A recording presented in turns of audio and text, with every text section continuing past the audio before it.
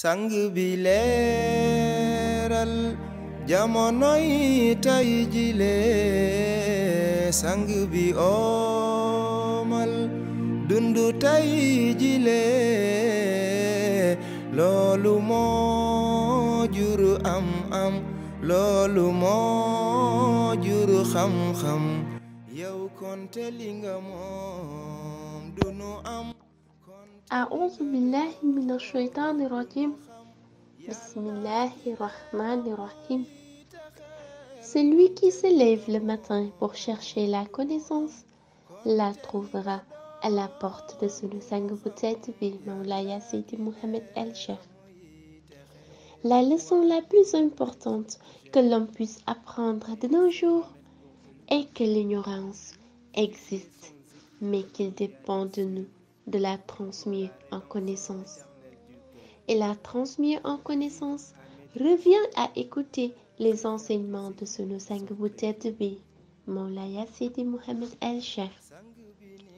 Si vous fermez la porte à ces causeries, vous fermez la porte à la connaissance de la pure réalité, la seule réalité qui a toujours existé et qui demeurera à jamais.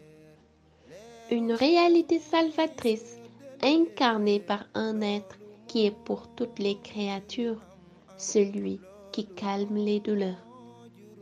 Un être qui est pour l'âme malade le remède efficace, l'infirmier, le médecin jusqu'à la disparition de la maladie.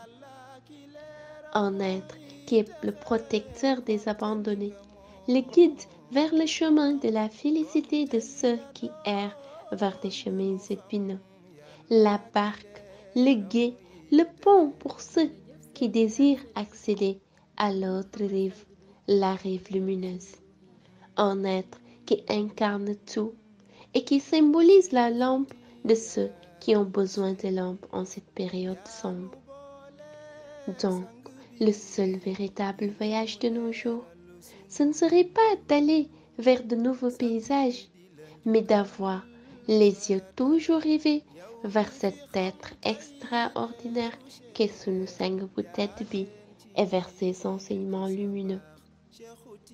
Jërëjëf yaa Mawlaya yaa Seydi Mouhamed El Cheikh, jërëjëf Qutbul Aktabul Kabir, celui avec qui les portes de la perfection et de la réussite spirituelle sont ouvertes.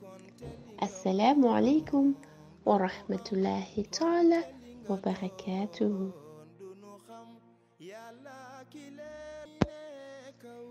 Recette bi sunu sang bu tedd bi Mawlaya Seydi Mouhamed El Cheikh le bien ki di joxe te ñu leen koy indil tey mooy bi ñuy defee ak turu yàlla subhanahu wa taala bi ñuy wax almukiitu nga xam ne lim nañu ko benn yoon ci alquran.